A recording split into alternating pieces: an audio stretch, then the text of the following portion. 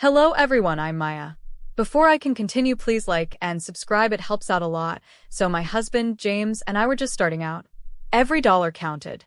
We drove an old, reliable car, a symbol of our hard work and sensible choices. We were building our future, brick by painstaking brick. Life with James was a partnership. We were young, recently married, and navigating the exciting but challenging waters of adulthood. Our apartment was cozy, our budget was tight, but we were happy. We drove a 10-year-old sedan, paid off, reliable, and a testament to our commitment to smart financial decisions. It was a vehicle that got us to our jobs, to family gatherings, and on weekend adventures without a second thought. It was our car, earned through careful saving and hard work. James's family, particularly his mother, Eleanor, was formidable. She was a woman who believed in appearances, in status, and in the idea that her children, and by extension, their spouses, should always strive for the best, often on her terms. She wasn't overtly malicious, but her expectations were immense, delivered with a saccharine smile that made it hard to argue. She was used to getting her way, and James, bless his heart, often found it difficult to say no to her. He loved his mother deeply, and that love often translated into a desire to keep her happy, even at his own expense. His younger sister, Chloe, was turning 16. She was bright, bubbly, and accustomed to a certain level of indulgence. She was just getting her driver's permit, and her singular focus, the topic of every family conversation, was getting a car. Not just a car, but a new car. Something flashy, something that would impress her friends. She had her eye on a sleek, red convertible, a model far beyond what any teenager truly needed or what our family could reasonably afford. "All my friends are getting new cars, Mom," I overheard Chloe say during a family dinner. "It's so embarrassing to be the only one without one. I'll be a laughingstock."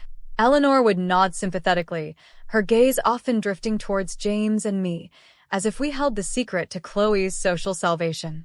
I'd always just ignored it, assuming it was typical teenage drama that would eventually blow over. I was very, very wrong. The unthinkable demand. The demand came during a seemingly innocuous Sunday dinner at Eleanor's house. The table was laden with food, the conversation flowing, mostly about Chloe's excitement for her upcoming driving test. Eleanor, beaming at Chloe, then turned her attention to James and me, her smile unwavering. "James, Maya," she began, her voice casual, almost conversational. "Chloe is just so excited about getting her license. And she really needs a proper car. Something safe, something reliable, something new." She paused, her eyes twinkling, but there was an intensity beneath the surface. "You two are doing so well, such successful young people. We were thinking it would be wonderful if you could buy Chloe a new car. A little graduation gift, perhaps, for getting her license." My fork clattered against my plate. I stared at her, utterly dumbfounded. A new car? For Chloe? From us? My mind reeled. Our budget barely stretched to cover our own modest expenses, let alone a brand new vehicle for someone else. I looked at James, whose face had gone pale. He cleared his throat, clearly uncomfortable. "Mom," James started, his voice hesitant, That's a really big ask. We're just starting out, and a new car is a huge expense. We can barely afford our own car payments, let alone a second one." He gestured vaguely towards our old Civic parked outside. Eleanor waved her hand dismissively. "Oh, that old thing? You two are doing so much better than you let on. James, you just got that promotion. And Maya, your work is so impressive. It's just a car, dears. Family helps family, you know. And Chloe needs something reliable, something she can be proud of. She's been through so much, you know, with all the pressure at school." Her words were a thinly veiled accusation, implying we were selfish for even hesitating. I found my voice, though it trembled slightly.